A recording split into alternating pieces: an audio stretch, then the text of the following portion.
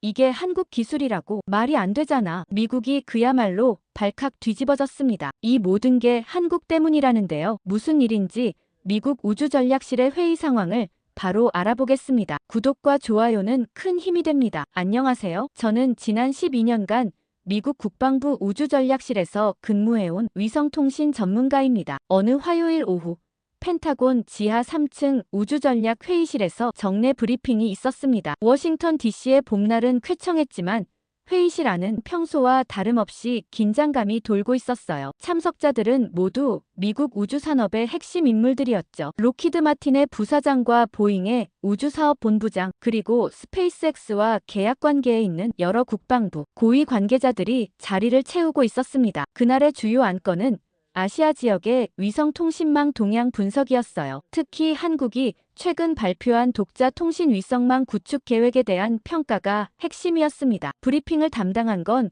국방정보국의 로버트 스미스 분석관이었어요. 스미스는 30년간 소련과 중국의 우주기술을 분석해온 베테랑이었지만 이날만큼은 상당히 여유로운 표정을 보이고 있었습니다. 스미스가 스크린에 띄운 자료는 한국의 위성기술 현황을 담고 있었어요. 한국이 보유한 위성의 숫자와 기술 수준, 그리고 향후 계획들이 상세히 정리되어 있었죠. 하지만 회의실의 분위기는 전혀 긴장되지 않았습니다. 오히려 일부 참석자들은 시큰둥한 반응을 보이고 있었어요. 로키드 마틴에서 25년간 위성 개발을 담당해온 패터슨은 한국의 위성 기술 수준에 대해 상당히 회의적인 시각을 드러냈어요. 패터슨에 따르면 한국은 아직 군사용 위성 하나 제대로 운용하지 못하는 수준이라는 것이었습니다. 더욱이 한국이 발표한 독자 통신 위성망이라는 것도 결국은 기존 미국 기술의 변형에 불과할 것이라고 단언했죠. 데이비슨의 반응도 비슷했습니다. 보잉에서 수십 년간 우주산업에 종사해온 데이비슨은 한국의 계획을 단순한 산업 홍보용 프로젝트로 평가했어요. 실제 우주에서의 운용 경험이나 기술적 노하우가 부족한 상황에서 독자적인 위성망을 구축한다는 것은 현실성이 떨어진다는 분석이었습니다. 데이비스는 특히 한국의 위성이 그저 통신 보조장치 수준에 불과하다고 평가했어요. 국방부의 고위 관계자들도 마찬가지였어요. 특히 우주군 소속 마이클 존슨 준장은 한국의 위성 기술이 아직 실전에서 검증된 바 없다는 점을 강조했습니다. 존슨에 따르면 위성 통신망이라는 것은 단순히 위성을 쏘아 올리는 것으로 끝나는 게 아니라 복잡한 운용 시스템과 오랜 경험이 필요한 분야라는 것이었어요. 존슨은 한국 같은 후발주자가 미국이나 러시아 수준의 위성 운용 능력을 갖추기까지는 최소 10년은 더 걸릴 것이라고 예측했습니다. 회의가 진행되는 동안 저는 회의실 뒤편에 조용히 앉아있던 한 사람을 발견했습니다. 피터라는 이름표를 단 그는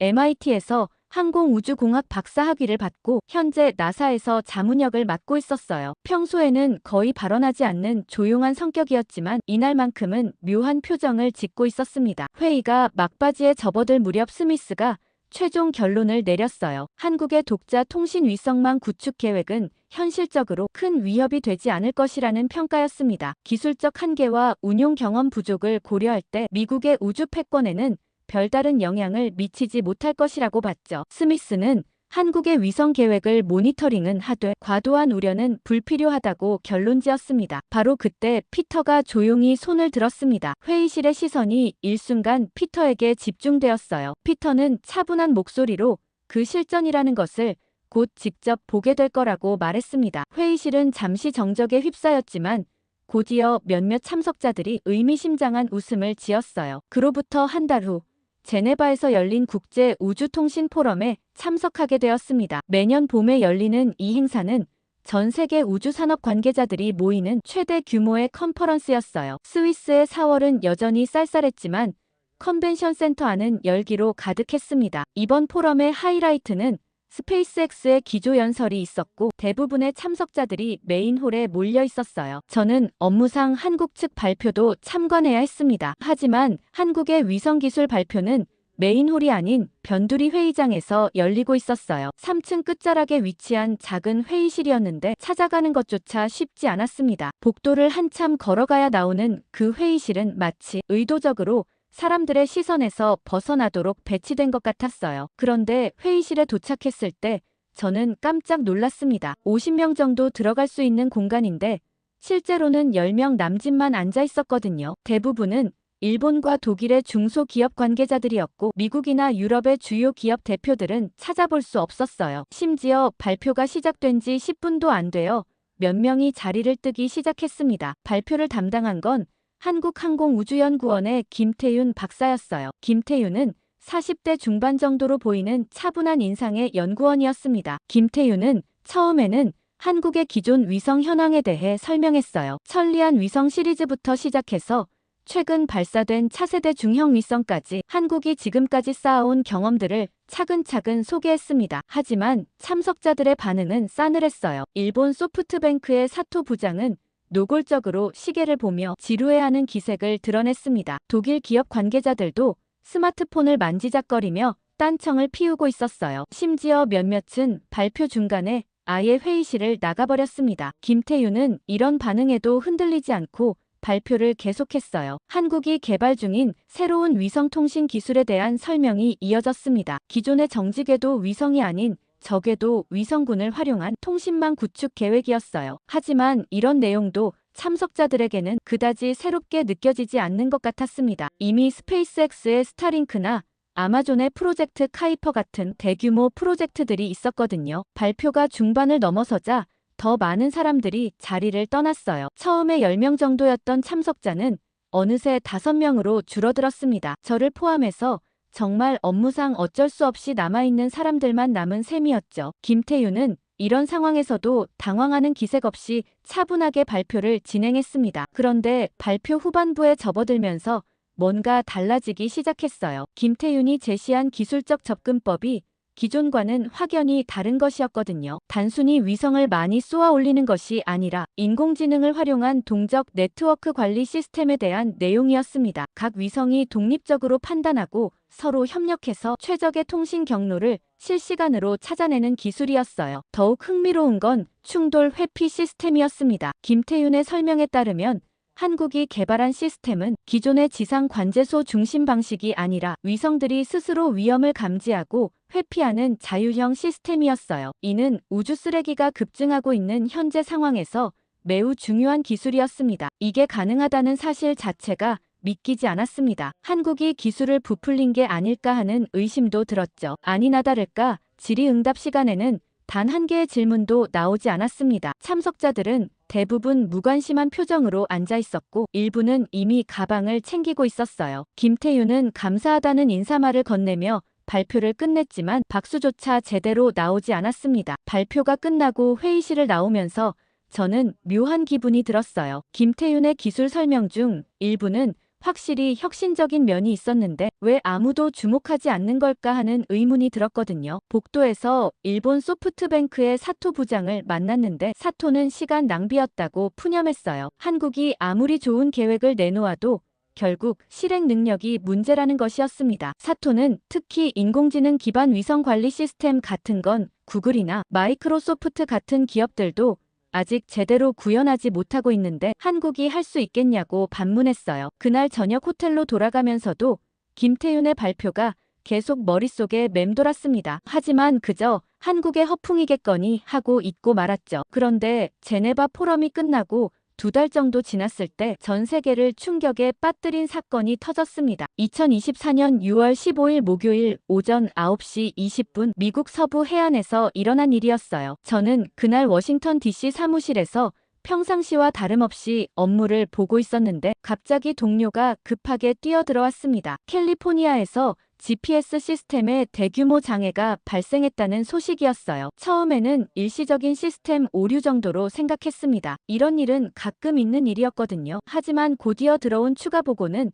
상상 이상으로 심각했어요. 로스앤젤레스에서 샌프란시스코까지 광범위한 지역에서 자율주행차들이 일제히 멈춰버린 거였습니다. 상황의 심각성을 파악하기 위해 긴급 상황실이 가동되었어요. 들어오는 보고서마다 충격적인 내용들이었습니다. 고속도로에서 운행 중이던 자율주행차 약 2,000대가 갑자기 비상정지했다는 것이었어요. 다행히 대부분의 차량이 안전하게 정차했지만 몇 건의 추돌 사고가 발생했고 교통 대란이 벌어졌습니다. 더 큰 문제는 물류 시스템이었어요. 아마존과 UPS, 페덱스 등이 운용하고 있던 배송 드론들이 전면 마비된 거였습니다. 수천 대의 드론이 하늘에서 길을 잃고 헤매다가 강제 착륙하는 상황이 벌어졌어요. 일부 드론은 주택가에 추락하기도 했습니다. 다행히 인명피해는 없었지만 물류 시스템은 완전히 마비되었죠. 오후가 되자 사고 원인이 밝혀지기 시작했어요. 스페이스X가 운용하고 있던 통신위성 4기에서 동시에 충돌이 발생한 거였습니다. 정확히는 스타링크 위성들끼리 서로 부딪힌 것이었어요. 이런 일은 이론적으로는 가능했지만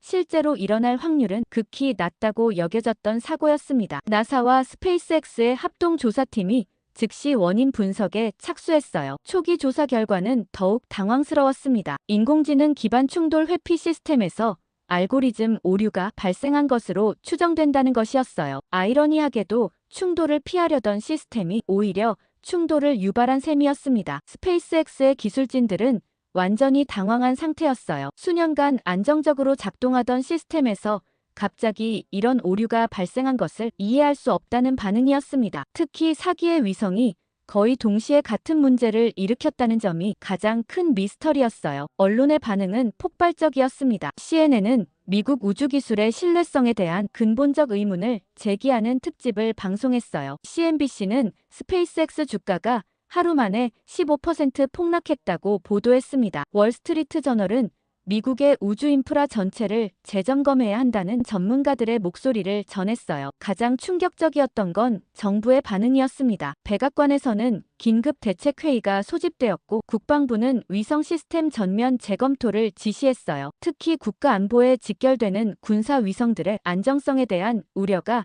급속히 확산되었습니다. 그런데 더욱 당황스러운 일이 벌어졌어요. 사고 수습 과정에서 미국의 백업 시스템들마저 제대로 작동하지 않는다는 사실이 드러난 거였습니다. 스페이스X 위성에 문제가 생기면 다른 통신 위성들이 대신 역할을 해야 하는데 전원 과정에서 또 다른 오류들이 연쇄적으로 발생했어요. 로키드 마틴과 보잉의 기존 위성들도 갑작스런 트래픽 증가를 제대로 처리하지 못했습니다. 평상시보다 10배 이상 늘어난 통신 요청을 감당할 수 없었던 거예요. 결국 서부 해안 전체의 위성통신 서비스가 하루 종일 불안정한 상태로 지속되었습니다. 이 과정에서 미국 우주산업의 구조적 문제들이 적나라하게 드러났어요. 각 기업들이 독자적인 시스템을 운용하다 보니 위기 상황에서 서로 협력하기 어려웠던 거였습니다. 표준화되지 않은 프로토콜들과 호환성 문제로 인해 백업 시스템으로의 전환이 매끄럽지 않았어요. 국방부에서는 위성 시스템 전체를 재설계해야 한다는 결론에 도달했습니다. 기존의 중앙집 중식 관리 방식으로는 이런 대규모 장애에 효과적으로 대응할 수 없다는 것이 명백해졌거든요. 특히 인공지능 시스템의 예측 불가능성에 대한 우려가 크게 증가했어요. 그런데 바로 그날 오후 놀라운 소식이 들려왔습니다. 한국에서 자체 위성 통신망을 이용해 실시간 안정 운영 시연을 한다는 것이었어요. 마치 미국의 사고를 기다렸다는 듯한 타이밍이었습니다. 한국항공우주연구원은 동시간대에 자체 개발한 지능형 군집 위성 시스템의 안정성을 공개 시연하겠다고 발표했어요. 저를 비롯한 미국 관계자들은 평소 같았으면 코웃음치고 시연을 챙겨보지도 않았지만 막상 시연 결과를 보고는 모두 말을 잃었어요. 한국의 위성들은 미국에서 발생한 것과 유사한 상황을 인위적으로 만들어 놓고도 완벽하게 대응하는 모습을 보여줬거든요. 한국의 위성들은 서로 실시간으로 정보를 공유하면서 최적의 회피 경로를 찾아냈습니다. 마치 하나의 유기체처럼 움직이는 모습이었어요. 이는 미국의 개별 위성 중심 접근법과는 완전히 다른 방식이었습니다. 그날 밤 워싱턴의 분위기는 착잡했어요. 미국이 자랑하던 우주기술에 심각한 결함이 있다는 것이 전 세계에 공개된 반면 한국은 더 안정적인 대안을 제시하고 있었거든요. 제네바에서 무시당했던 그 기술이 실제로는 미국보다 앞서 있었던 셈이었습니다. 그날 이후 한국의 위성통신망 시연은 전 세계의 주목을 받았습니다. 미국에서 대형 사고가 터진 바로 그날 한국과학기술정보통신부는 실시간 AI 군집 회피 알고리즘 공개 시연을 진행했어요. 당시 전 세계 11개국이 실시간으로 접속해서 지켜봤습니다. 유럽 우주국과 일본 JAXA 심지어 인도 ISRO까지 참여했어요. 미국도 나사와 국방부에서 몰래 접속해서 모니터링하고 있었습니다. 저 역시 펜타곤 상황실에서 실시간으로 지켜보고 있었어요. 한국 측이 준비한 시연 시나리오는 충격적이었습니다. 의도적으로 위성 충돌 위험 상황을 만들어 놓고 인공지능 시스템이 어떻게 대응하는지 보여주겠다는 것이었어요. 이는 바로 몇 시간 전 미국에서 실제로 벌어진 사고와 동일한 상황이었습니다. 마치 미국의 사고를 예측이라도 한 듯한 설정이었죠. 시연이 시작되자 한국의 위성 6개가 동시에 화면에 나타났어요. 각 위성의 궤도와 속도, 그리고 상호 간의 거리가 실시간으로 표시되었습니다. 시연을 담당한 김태윤 박사는 지난 제네바 포럼에서 발표했던 바로 그 연구원이었어요. 김태윤은 차분한 목소리로 시연 과정을 설명하기 시작했습니다. 첫 번째 테스트는 단순한 충돌 회피였어요. 두 위성이 교차 궤도에서 접근하는 상황을 만들어 놓고 AI 시스템이 어떻게 반응하는지 보여줬습니다. 미국의 시스템과 달리 한국의 위성들은 개별적으로 판단하지 않았어요. 대신 6기가 모두 연결된 네트워크 상에서 집단 지성으로 최적 해결책을 찾아냈습니다. 더욱 놀라운 건 두 번째 테스트였어요. 김태윤은 의도적으로 3기의 위성에서 동시에 충돌 위험을 발생시켰습니다. 이는 미국에서 실제로 일어난 것보다도 더 복잡한 상황이었어요. 하지만 한국의 AI 시스템은 0.3초 만에 모든 위성의 새로운 궤도를 계산해냈습니다. 각 위성이 서로 다른 방향으로 회피하면서도 전체적인 통신망 효율성은 유지되었어요. 그런데 전 세계 관계자들을 가장 충격에 빠뜨린 건 따로 있었습니다. 해킹을 당하거나 시스템 오류가 발생한 상황을 재현한 것이었습니다. 그런데 놀랍게도 나머지 5개의 위성들이 즉시 마비된 위성의 역할을 대신했어요. 통신 품질의 저하도 거의 없었습니다. 실시간으로 시연을 지켜보던 각국 전문가들의 반응은 폭발적이었어요. 채팅창에는 놀라움을 표현하는 메시지들이 쏟아졌습니다. 유럽 우주국의 기술 책임자는 이런 수준의 AI 협력 시스템은 처음 본다고 평가했어요. 일본 JAXA의 연구원은 개별 위성의 성능보다 전체 시스템의 유기적 협력이 핵심이라는 점을 높이 평가했습니다. 가장 충격을 받은 건 우리였어요. 펜타곤 상황실에서 지켜보던 우리들은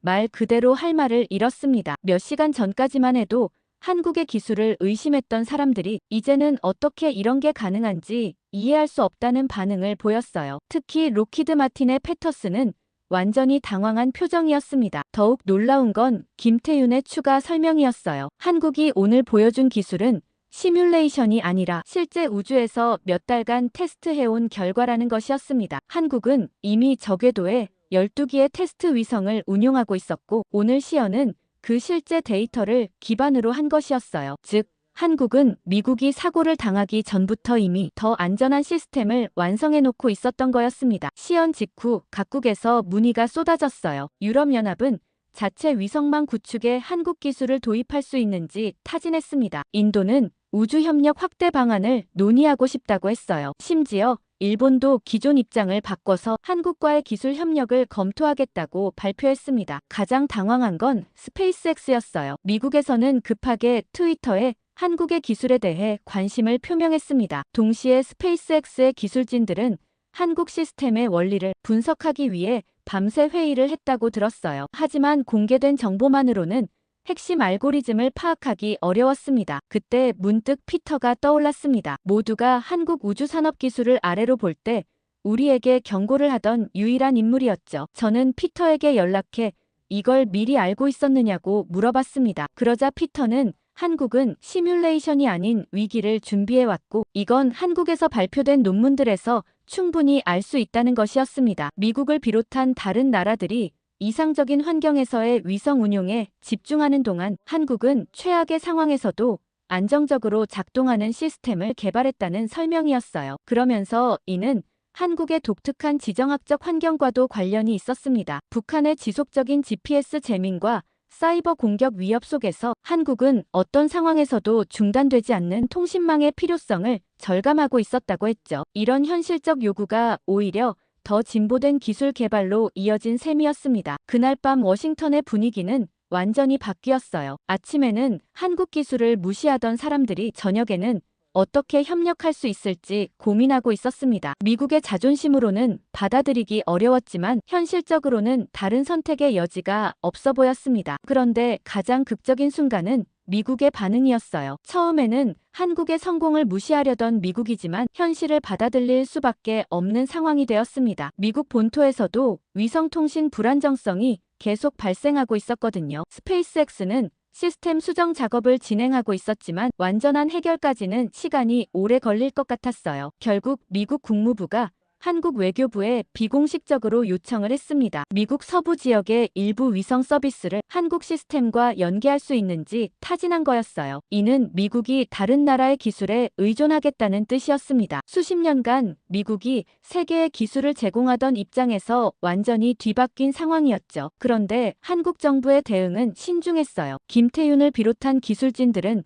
미국의 요청을 거절하지 않되 조건을 분명히 했습니다. 한국은 누구에게도 독점적이지 않다는 원칙이었어요. 미국도 다른 나라들과 똑같은 조건으로 협력해야 한다는 것이었습니다. 이는 과거 미국이 다른 나라들을 대했던 방식을 그대로 돌려준 것이기도 했어요. 김태윤은 미국 관계자들과의 화상회의에서 중요한 메시지를 전달했습니다. 한국이 누구를 무시했었는지 기억하길 바란다는 내용이었어요. 이는 제네바 포럼에서 한국 발표를 무시했던 것, 그리고 펜타곤 회의에서 한국 기술을 과소평가했던 것에 대한 조용한 일침이었습니다. 하지만 동시에 김태윤은 협력의 문을 열어두었어요. 과거의 일에 얽매이지 않고 미래지향적 파트너십을 구축하자는 제안이었습니다. 이런 성숙한 대응이 오히려 미국을 더 당황하게 만들었어요. 한국이 단순히 기술적 우위를 과시하는 것이 아니라 진정한 리더십을 보여주고 있었거든요. 단 2달 만에 한국은 글로벌 위성통신의 중심이 되었습니다. 세계 각국이 한국의 기술을 믿고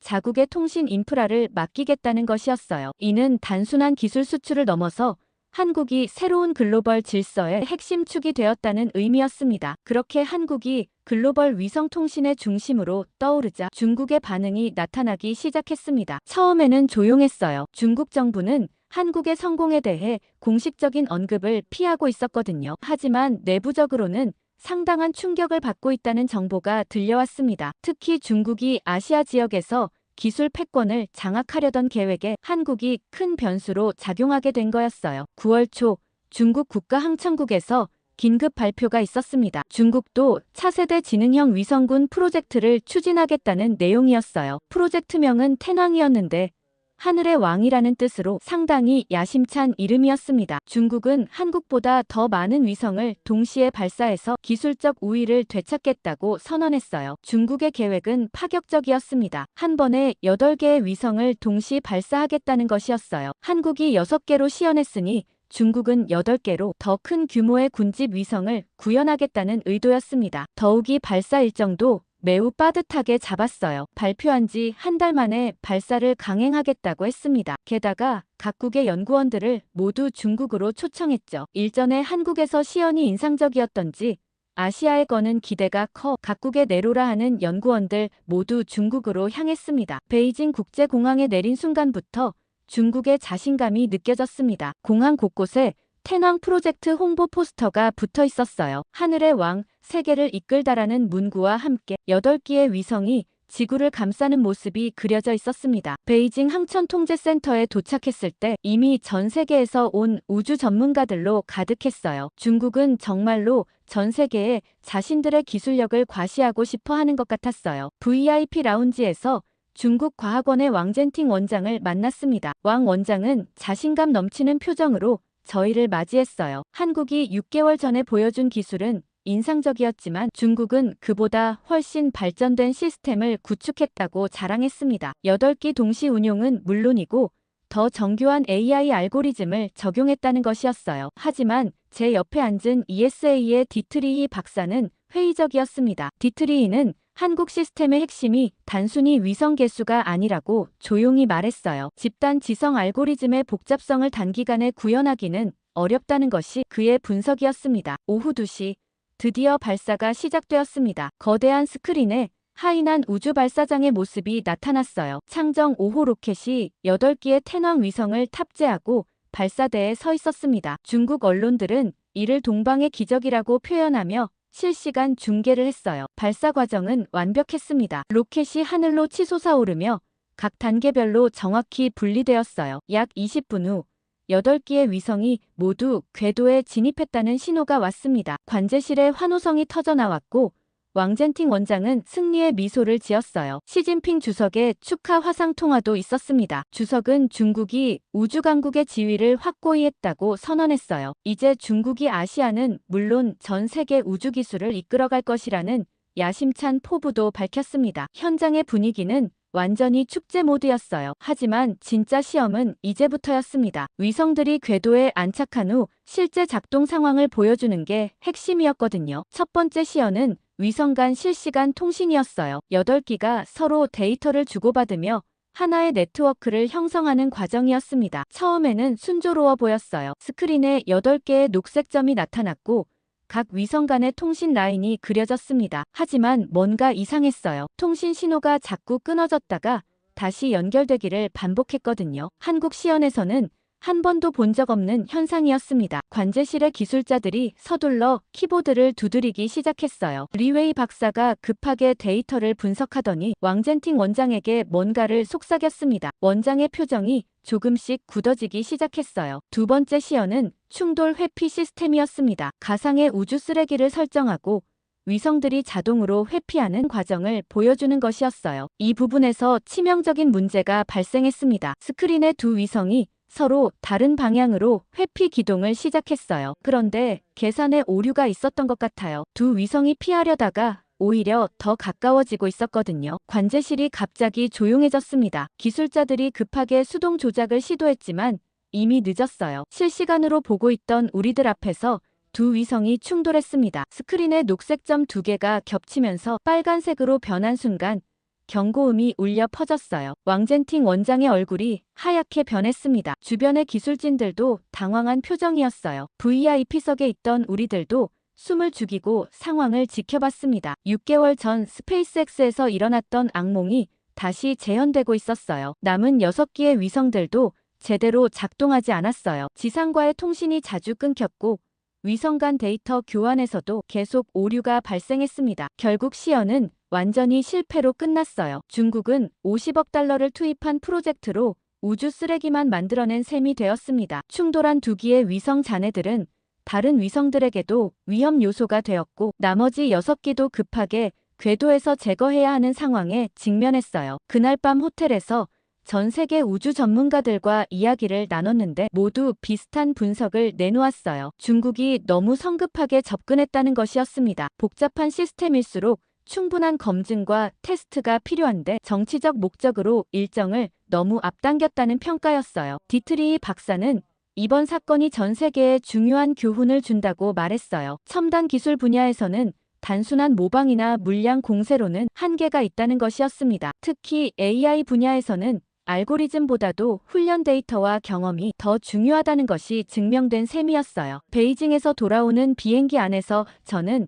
한국 기술의 진가를 새삼 깨달았습니다. 중국이 아무리 많은 자원을 투입해도 하루아침에 따라잡을 수 없는 혁신이었던 거였습니다. 이 사건 이후 한국의 위상은 더욱 확고해졌어요. 세계 각국은 한국의 기술이 정말로 검증된 것이라는 확신을 갖게 되었습니다. 중국조차 복제하지 못한 기술이라면 정말 혁신적인 것이라는 인식이 퍼진 거였어요. 저도 이제 한국으로 돌아가야 할 때가 되었다는 생각이 들기 시작했습니다. 중국의 텐왕 프로젝트 실패가 전 세계에 알려진 지 한 달 후 미국에서 충격적인 소식이 전해졌습니다. 미국 상원 군사위원회에서 특별 청문회를 개최한다는 발표였어요. 청문회의 주제는 미국 우주산업의 경쟁력 진단과 손실 규모 평가였습니다. 특히 한국의 위성기술 부상으로 인한 미국의 피해 규모를 정확히 산정하겠다는 것이었어요. 청문회 첫 번째 증인은 정부감사원 GAO의 제임스 윌슨 국장이었습니다. 윌슨이 제시한 보고서는 충격적이었어요. 한국의 위성기술 부상으로 인한 미국의 경제적 손실이 최소 750억 달러, 우리 돈으로 약 100조 원에 달한다는 분석이었습니다. 이는 단순히 매출 감소만이 아니라 시장 점유율 하락과 기술 격차로 인한 기회비용까지 포함한 수치였어요. 특히 해외 정부 계약에서는 거의 전멸 수준이었어요. 각국 정부들이 한국 시스템을 선호하면서 스페이스X에 대한 관심이 급격히 식어버린 거였습니다. 윌슨의 보고서에서 가장 충격적인 부분은 기술 격차 분석이었어요. 미국이 한국 수준의 지능형 군집 위성 기술을 확보하려면 최소 7년은 걸릴 것이라는 전망이었습니다. 현재의 기술 개발 속도로는 한국을 따라잡기 어렵다는 냉정한 평가였어요. 더욱이 그 7년 동안 한국은 더 발전할 것이니 격차는 계속 벌어질 수밖에 없다는 분석이었습니다. 청문회가 끝나고 나서 미국 언론들의 반응은 폭발적이었습니다. 뉴욕타임스는 미국의 기술 패권 시대가 끝나가고 있다는 분석 기사를 실었어요. 워싱턴 포스트는 정부의 과학기술 정책 전반을 재검토해야 한다고 주장했습니다. CNN은 한국을 새로운 기술 강국으로 인정해야 할 때라고 보도했어요. 한국 아니면 절대 안 된다. 이집트가 100년 동안 해결하지 못한 문제를 한국이 해결했다고 하는데요. 한국 기술이 뛰어나다고 생각하시는 분들은 좋아요 눌러주세요. 바로 시작합니다. 절대 해결할 수 없을 것만 같던 우리 이집트의 문제를 한국이 해결했을 때 저는 기쁨의 눈물을 흘렸습니다. 여기까지 오기 정말 힘들었거든요. 처음부터 얘기하자면 꽤 거슬러 올라가야 할 것 같아요. 사실 저는 12살 때 아버지를 잃었습니다. 그날 아침도 여느 때와 같았어요. 아버지는 늘 그랬듯 새벽 5시에 일어나 어머니가 준비해둔 간단한 아침을 드셨죠. 그리고 제 방문을 살짝 열어 들여다보셨습니다. 자고 있는 척했지만 사실 저는 매일 아침 그 순간을 기다리고 있었어요. 아버지의 발소리와 문이 열리는 소리 그리고 나지막한 속삭임으로 저에게 다녀오겠다고 말씀하셨죠. 그날도 어김없이 들려온 인사였습니다. 하지만 그게 아버지의 마지막 인사가 될 줄은 몰랐어요. 낡은 통근 열차가 탈선했다는 소식을 들은 건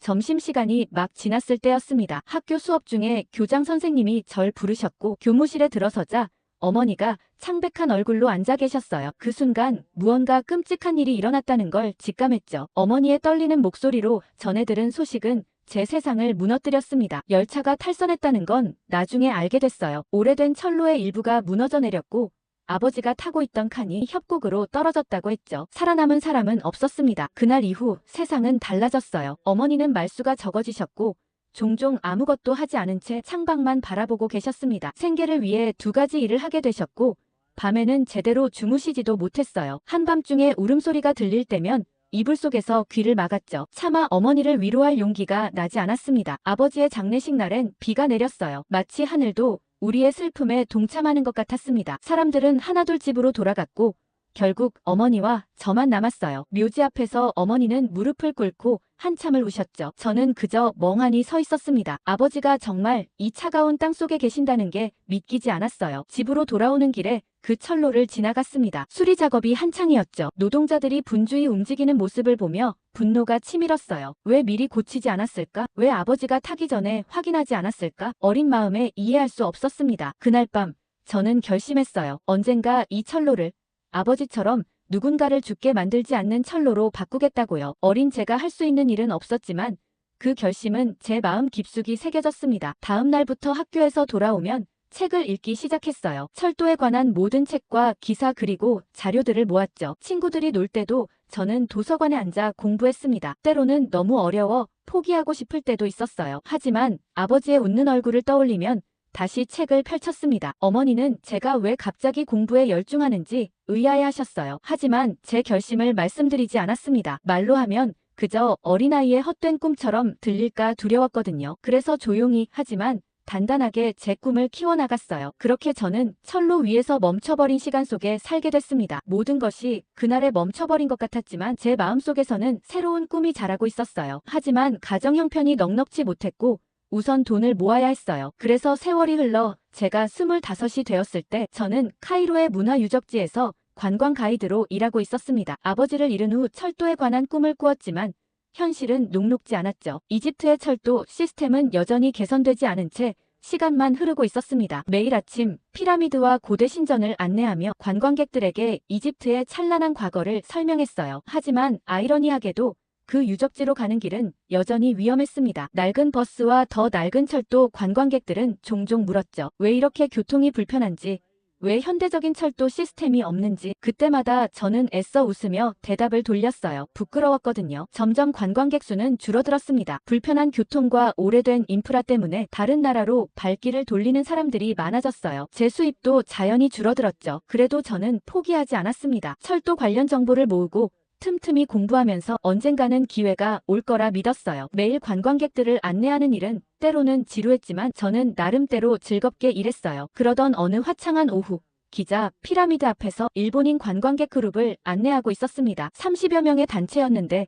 그중 한 중년 남성이 유독 제 설명에 관심을 보이며 질문을 많이 했어요. 다른 관광객들이 사진 촬영을 하는 동안 그 남자가 저에게 다가왔습니다. 그는 자신을 도쿄철도 연구소의 엔지니어라고 소개했어요. 개인적으로 세계 각국의 철도 시스템을 연구하는 취미가 있어 이집트에도 관심이 많다고 했습니다. 처음에는 그저 일반적인 대화라고 생각했어요. 그는 대뜸 일본의 신칸센 이야기를 꺼내며 신칸센이 일본 경제와 관광 발전에 얼마나 큰 도움이 됐는지 설명했어요. 도쿄에서 오사카까지 불과 2시간 만에 갈 수 있다는 말에 제 마음은 무거워졌습니다. 우리 이집트의 카이로와 알렉산드리아 구간은 비슷한 거리지만 낡은 열차로 3시간 넘게 걸리니까요. 그런데 놀랍게도 그 다음 순간 그의 이야기가 방향을 바꿨어요. 그는 요즘은 한국의 고속철도 기술이 정말 대단하다며 일본 신칸센보다 더 효율적인 면이 많아 일본은 아무것도 아니라고 말했습니다. 그의 말에 저는 의아했지만 계속 귀를 기울였죠. 그는 한국의 KTX가 어떻게 불과 짧은 시간 내에 세계적인 기술력을 갖추게 됐는지 설명했어요. 특히 놀라웠던 건 한국이 사막 같은 극한 환경에서도 안정적으로 운영되는 철도 시스템을 중동 국가들에 수출하고 있다는 정보였습니다. 그는 스마트폰에서 사진을 보여주었는데 사우디아라비아의 사막을 가로지르는 현대적인 열차의 모습이었죠. 그는 제게 한국이 처음부터 자체 기술이 없었지만 외국 기술을 도입해 완전히 자기 것으로 발전시켰다는 사실을 알고 있는지 물었어요. 그리고 이제는 그 기술을 개발도상국에 전수하는데 매우 적극적이라고 덧붙였습니다. 그의 말 한마디 한마디가 제 가슴에 불을 지폈어요. 이집트도 할 수 있을까? 우리도 현대적인 철도 시스템을 가질 수 있을까? 저는 철도에 관한 제 관심사를 조심스레 털어놓았고 아버지의 사고 이야기도 짧게 언급했습니다. 그러자 그는 활짝 웃으며 중요한 정보를 알려주었어요. 한국국제협력단에서 개발도상국 학생들을 위한 철도 공학 분야 장학 프로그램을 운영하고 있다는 거였죠. 매년 소수의 인원을 선발해 한국에서 공부할 기회를 준다고 했습니다. 그는 저 같은 열정을 가진 젊은이가 꼭 필요한 프로그램이라며 이집트로 돌아와 변화를 만들 수 있을 거라고 격려했어요. 그리고는 자신의 명함을 건네며 한국국제협력단에서 개발도상국 학생들을 위한 장학 프로그램을 운영한다고 알려줬습니다. 그곳에 도움을 받으면 한국에서 공부할 수 있을지도 모른다고 했죠. 그 말을 듣자마자 그날 밤 인터넷 카페에서 밤늦게까지 그 프로그램에 대해 찾아봤어요. 떨리는 손으로 지원서를 작성했죠. 경쟁은 치열했습니다. 수백 명이 지원했고 합격자는 단 5명이었어요. 낮에는 관광 가이드 일을 하고 밤에는 지원 준비를 했죠. 어머니는 걱정하셨습니다. 이미 직업이 있는데 왜 멀리 가려 하냐고요. 하지만 저는 꿈을 포기할 수 없었어요. 철도 엔지니어가 되겠다는 어린 시절의 약속을 지키고 싶었거든요. 면접 날 저는 아버지의 사진을 품에 넣고 갔습니다. 마치 아버지가 저와 함께 하는 것 같았어요. 면접관은 왜 철도 공학에 관심이 있냐고 물었고 저는 처음으로 제 이야기를 누군가에게 털어놓았습니다. 아버지의 사고와 그날의 결심 그리고 이집트의 발전을 위한 제 꿈까지. 말을 마치고 보니 눈물이 흐르고 있었어요. 그렇게 한 달 후 합격 통지를 받았습니다. 기쁨보다는 두려움이 앞섰어요. 한국은 전혀 모르는 나라였고 언어도 문화도 생소했죠. 하지만 그것이 제 꿈을 향한 첫걸음이라는 것만은 확실했습니다. 어머니는 울면서 저를 안아주셨어요. 걱정과 자랑스러움이 섞인 눈빛이었죠. 떠나기 전날 밤 아버지의 묘지를 찾았습니다. 흙 묻은 손으로 비석을 쓰다듬으며 속삭였어요. 꼭 돌아와서 이 나라의 철도를 바꾸겠다고, 더 이상 누구도 아버지처럼 사고로 생을 마감하지 않게 하겠다고 차가운 비석 앞에서 다시 한번 맹세했습니다. 공항으로 향하는 길 창밖으로 보이는 낡은 철로가 마치 제게 속삭이는 것 같았어요. 언젠가 돌아와 반드시 변화시키겠다고 다짐했습니다. 가방 안에는 아버지의 사진과 함께 이집트 땅에 작은 돌멩이를 넣어두었어요. 제 꿈의 무게를 항상 느끼고 싶었거든요. 그렇게 저는 알 수 없는 미래를 향해 첫 발을 내딛었습니다. 인천공항에 도착한 순간 제 인생의 새로운 장이 시작됐어요. 공항에서부터 느껴지는 질서정연함과 현대적인 시설에 압도됐습니다. 이집트와는 너무 다른 세상이었죠. 공항에서 서울로 가는 길, 창밖으로 보이는 도시의 모습에 숨이 막혔어요. 반짝이는 고층 빌딩들과 깨끗한 도로, 그리고 무엇보다 정확한 시간에 도착하는 대중교통이 놀라웠습니다. 처음 KTX를 봤을 때의 감동은 지금도 생생해요. 서울역에 서서 플랫폼으로 들어오는 하얀색 고속열차를 바라보는데 가슴이 두근거렸습니다. 아름다운 유선형의 모습과 매끄럽게 미끄러지듯 정차하는 모습, 그리고 내부의 깨끗함까지. 이게 바로 제가 꿈꿔왔던 철도의 모습이었어요. 처음으로 KTX를 타고 대전의 한국철도기술연구원을 방문했을 때 창문에 비친 제 얼굴에는 어린아이 같은 웃음이 가득했습니다. 처음엔 모든 게 낯설고 어려웠어요. 한국어는 너무 달랐고 음식도 입에 맞지 않았죠. 날씨는 이집트보다 훨씬 추웠고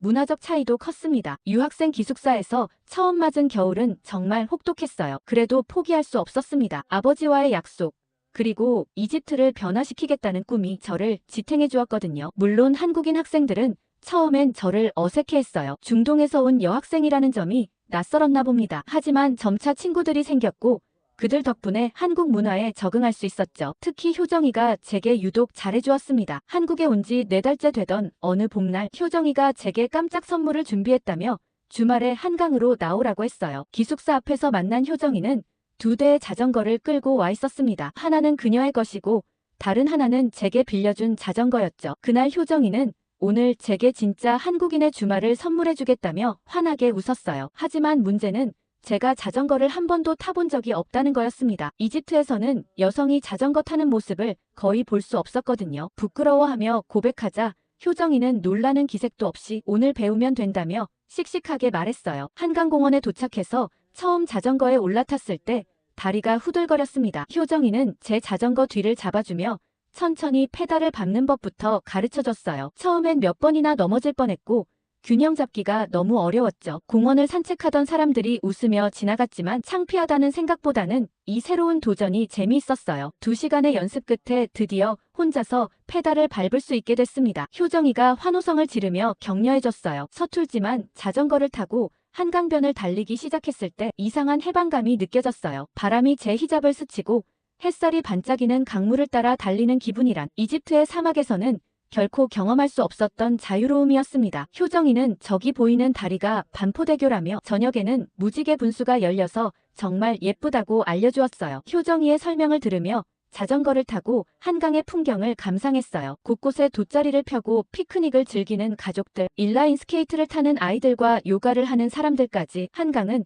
마치 거대한 공원 같았습니다. 한참을 달린 후 효정이가 강변의 작은 편의점으로 저를 데려갔어요. 이제 진짜 한국식 한강 문화를 경험할 차례라며 라면과 계란, 그리고 김치를 샀습니다. 그리고 라면 기계로 데려가 기계를 작동시켰어요. 효정이는 한국인들이 한강에서 라면 먹는 걸 정말 좋아한다며 특히 자전거 타고 배고플 때 먹는 라면이 제일 맛있다고 설명해 주었어요. 기계의 설명에 따라 만들었더니 금세 그럴듯한 한 그릇이 완성됐죠. 강변에 앉아 김치를 곁들인 한강라면의 맛은 정말 특별했습니다. 운동으로 출출해진 상태에서 먹는 매콤한 국물이 온몸을 데워줬어요. 강바람을 맞으며 라면을 후루룩 먹는 경험은 제 유학 생활 중 가장 한국적인 순간이었습니다. 그날 밤 기숙사로 돌아오며 생각했어요. 자전거 타는 법을 배운 건 단순한 기술이 아니라 새로운 자유를 경험한 것이라고요. 이집트에 돌아가면 꼭 여성들도 자유롭게 자전거를 탈 수 있는 문화를 만들고 싶다고 다짐했습니다. 하지만 학업은 정말 힘들었어요. 한국의 공부 문화는 치열했고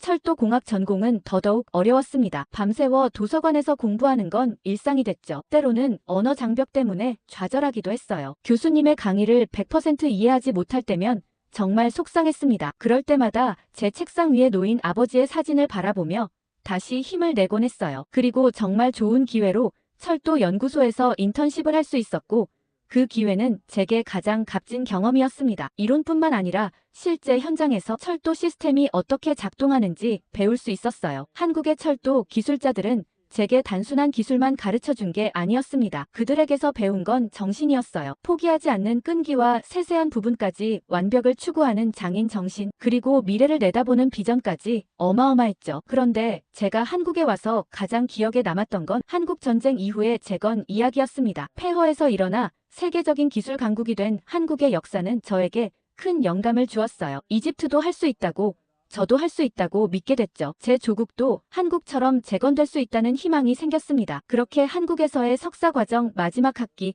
졸업 논문을 준비하며 밤을 새웠어요. 주제는 사막 지역에 적합한 고속철도 시스템 설계였습니다. 이집트의 지리적 특성과 한국의 기술을 접목시킨 내용이었죠. 논문 발표일 교수님들은 제 연구에 큰 관심을 보여주셨어요. 실제로 적용 가능한 아이디어라며 칭찬해 주셨습니다. 학위를 받아들며 마음속으로 되뇌었습니다. 한국은 폐허 속에서도 희망을 건설했기 때문에 나도 할 수 있다고 말이죠. 한국에서 2년의 유학 생활은 저를 완전히 다른 사람으로 만들어 놓았어요. 지식뿐만 아니라 자신감과 비전을 갖게 됐으니까요. 이제 저는 이집트로 돌아가 배운 것을 실천할 준비가 됐습니다. 한국에서의 2년을 뒤로하고 카이로 국제공항에 발을 디뎠을 때 묘한 감정이 밀려왔어요. 이제 꿈을 실현할 차례라는 설렘과 동시에 변하지 않은 현실을 마주해야 한다는 두려움이 공존했습니다. 하지만 공항에서부터 느껴지는 혼란스러움과 비효율성이 한국 생활에 익숙해진 저를 당혹스럽게 했죠. 하지만 금세 많은 인파들 사이에서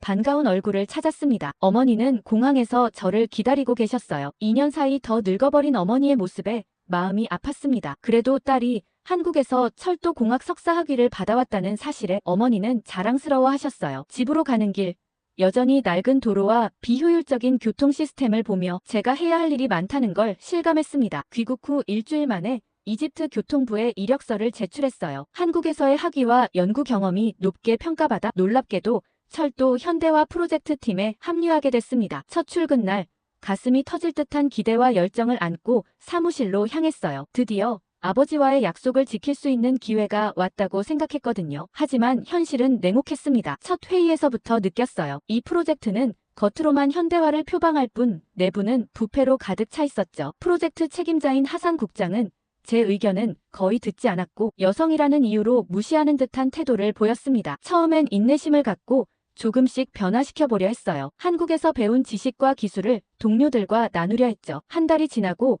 프로젝트의 실체가 드러나기 시작했습니다. 입찰 과정이 불투명했고 기술 검토보다는 뒷거래가 더 중요해 보였어요. 특히 충격적이었던 건 중국 회사와의 계약 건이었습니다. 품질이 의심스러운 부품을 고가에 구매하기로 한 계약서를 보았을 때 가슴이 무너지는 듯 했어요. 이대로라면 또 다른 사고가 날 것이 뻔했습니다. 회의에서 제가 문제점을 지적하자 하산 국장은 불편한 표정을 지었어요. 회의가 끝난 후 그는 저를 따로 불러 조용히 하라고 경고했습니다. 이건 단순한 기술적 문제가 아니라 복잡한 국가 사업이라는 말과 함께요. 그 말의 의미를 모를 리 없었어요. 누군가의 주머니를 채우기 위한 사업이라는 걸. 그리고 그 다음 주에는 프랑스 기업과의 협상이 있었습니다. 고속철도 기술 도입 건이었는데 계약서를 검토해보니 기술 이전 조항이 전혀 없었어요. 이대로라면 우리는 영원히 외국 기술에 의존해야 했죠. 한국에서 배운 가장 중요한 교훈은 자체 기술력 확보였는데 이 계약은 그 반대였습니다. 회의에서 이 문제를 제기했을 때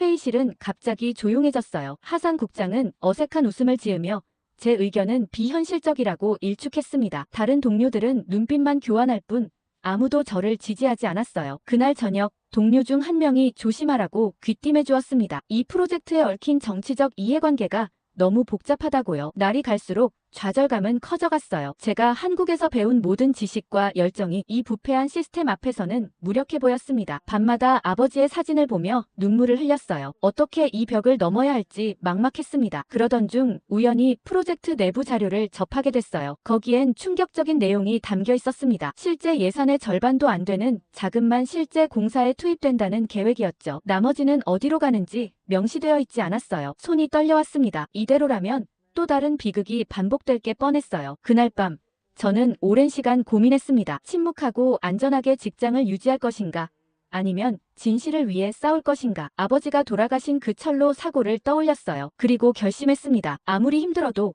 이 부패와 싸워야 한다고. 그것이 아버지와의 약속을 지키는 길이라고 믿었습니다. 결심을 굳힌 후 저는 계획을 세웠습니다. 무작정 부패를 폭로하면 아무도 믿지 않을 거예요. 증거가 필요했죠. 조용히 하지만 철저하게 자료를 모으기 시작했습니다. 야근을 자처하며 문서를 살펴보고 회의록을 꼼꼼히 기록했어요. 신뢰할 수 있는 동료를 찾는 것도 중요했습니다. 첫 번째로 다가간 사람은 압둘라 기술부장이었어요. 그는 30년 경력의 철도 엔지니어로 부패의 염증을 느끼고 있었습니다. 처음엔 저를 경계했지만 제 진심이 통했는지 조금씩 마음을 열어주셨어요. 압둘라 부장은 이전 프로젝트들의 실패 사례와 부실 공사 증거를 가지고 있었습니다. 그리고 법적 자문을 도와줄 동료가 필요했죠. 주위를 둘러보니 나디아가 눈에 들어왔습니다. 그녀는 법무팀에서 일하는 젊은 변호사로 저와 비슷하게 해외 유학 경험이 있었죠. 그녀는 계약서의 법적 허점을 짚어내는데 도움을 주었습니다. 셋이서 비밀리에 모임을 가지며 전략을 세웠어요. 단순히 부패를 폭로하는 것보다 대안을 제시하는 게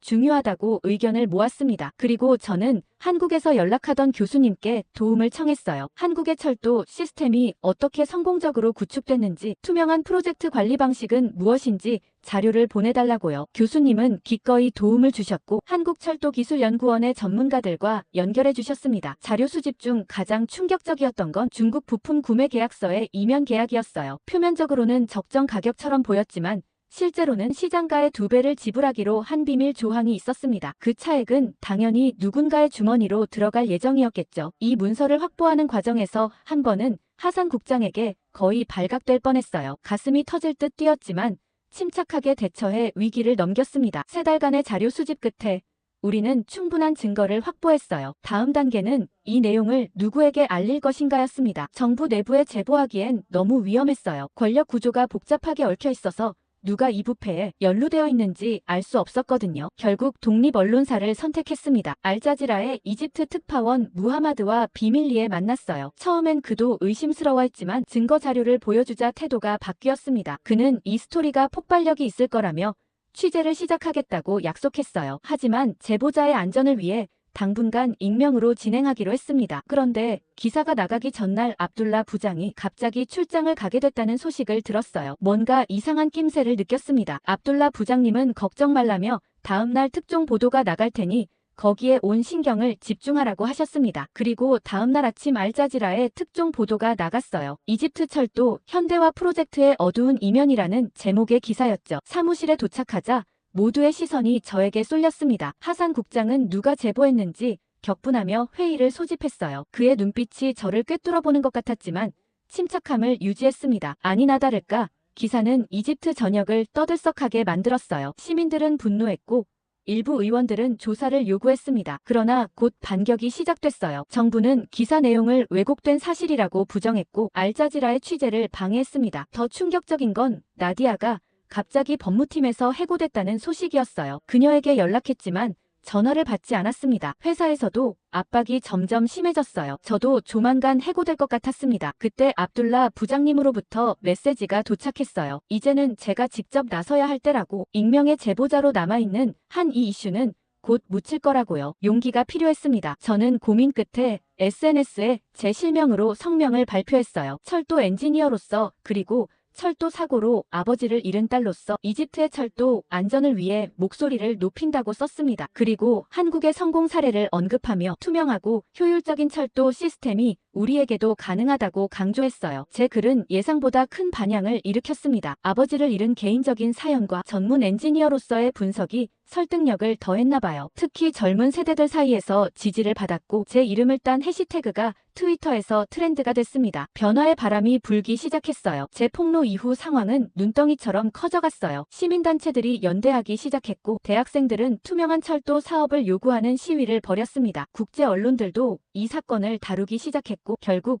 이집트 의회는 특별조사위원회를 구성했어요. 하산 국장을 비롯한 몇몇 고위 관료들이 조사를 받게 됐죠. 그러나 모든 과정이 순탄하지는 않았습니다. 해고될 거란 예상대로 저는 구조조정이라는 명목으로 프로젝트 팀에서 쫓겨났어요. 어머니는 제 안전을 걱정하셨고 실제로 몇 번 협박 전화도 받았습니다. 하지만 이미 돌아갈 수 없는 강을 건넌 상태였어요. 제 편에 선 동료들과 시민들의 지지가 큰 힘이 됐습니다. 역시나 특별조사위원회의 조사 결과가 발표됐을 때 우리의 주장이 대부분 사실로 인정됐어요. 중국과의 부품 계약은 취소됐고 프랑스와의 기술 협약도 재검토 대상이 됐습니다. 그리고 놀랍게도 교통부 장관이 저에게 연락해 프로젝트 재구성팀에 합류해달라고 요청했어요. 처음엔 의심스러웠지만 이것이 실질적인 변화를 이끌 기회라 생각했습니다. 재구성된 팀의 첫 과제는 해외 기술 파트너 재선정이었어요. 저는 한국의 철도 기술을 강력히 추천했습니다. 한국이 짧은 시간 내에 세계적 수준의 철도 시스템을 구축한 사례와 기술 이전의 적극적인 정책 그리고 사막과 유사한 극한 환경에서의 기술 적용 경험 등을 설명했어요. 한국 교수님들의 도움으로 준비한 자료는 설득력이 있었습니다. 긴 협상 끝에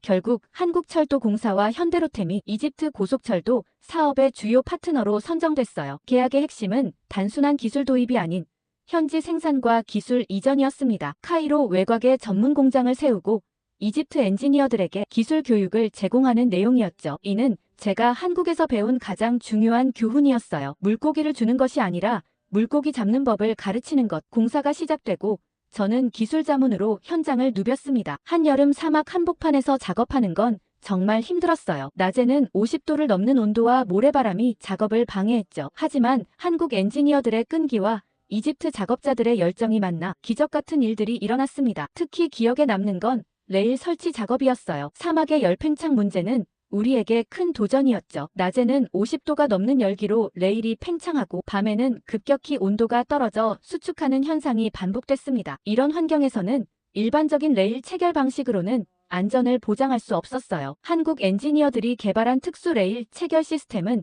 정말 혁신적이었습니다. 열팽창과 수축을 견딜 수 있는 유연한 체결 구조와 특수 소재의 패드가 결합된 시스템이었어요. 한국에서 배웠던 이론이 실제 사막에서 적용되는 모습을 보며 가슴이 벅차올랐습니다. 프로젝트 총괄을 맡은 박민호 부장은 저에게 특별한 멘토가 되어주었어요. 50대 중반의 박 부장은 20년 넘게 해외 철도 사업에 참여해온 베테랑이었습니다. 처음 만났을 때 제가 한국에서 유학했다는 사실을 알고는 반가워하며 이런 말을 했어요. 한국에서 배운 지식을 고국에 적용하는 제 모습이 30년 전 자신과 비슷하다고요. 그 역시 젊은 시절 독일에서 기술을 배워 한국 철도 발전에 기여했다고 했습니다. 박 부장은 1970년대 말 한국이 경제적으로 어려웠던 시절에 독일로 유학을 떠났다고 해요. 당시 한국은 철도 기술이 매우 낙후되어 있었고 대부분의 장비와 기술을 외국에 의존하고 있었다고 합니다. 그는 국비 장학생으로 선발되어 독일 드레스덴 공대에서 철도공학을 공부했죠. 낯선 환경과 언어 장벽 그리고 문화적 차이로 처음 몇 년은 정말 힘들었다고 해요. 한 번은 독일 교수가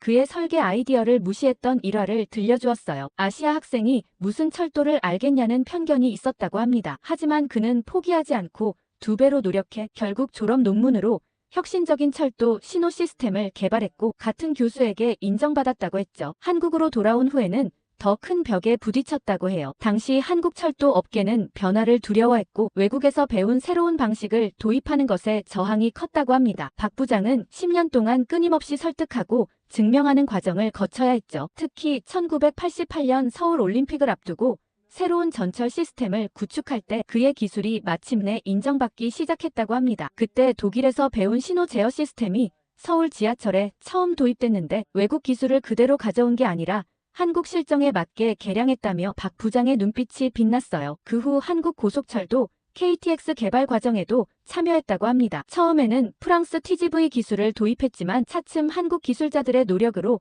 자체 기술을 확보해 나갔다고 해요. 그가 가장 자랑스러워하는 순간은 2010년 한국이 자체 개발한 고속철도 시스템을 해외에 수출했을 때라고 했습니다. 배우기만 하던 나라에서 이제는 가르치는 나라가 됐다며 뿌듯해했죠. 그리고 언젠가 이집트도 그렇게 될 거라고 격려해 주셨어요. 그의 이야기를 들으며 저는 큰 희망과 용기를 얻었어요. 한국이 할 수 있었다면 이집트도 할 수 있을 거라는 확신이 들었습니다.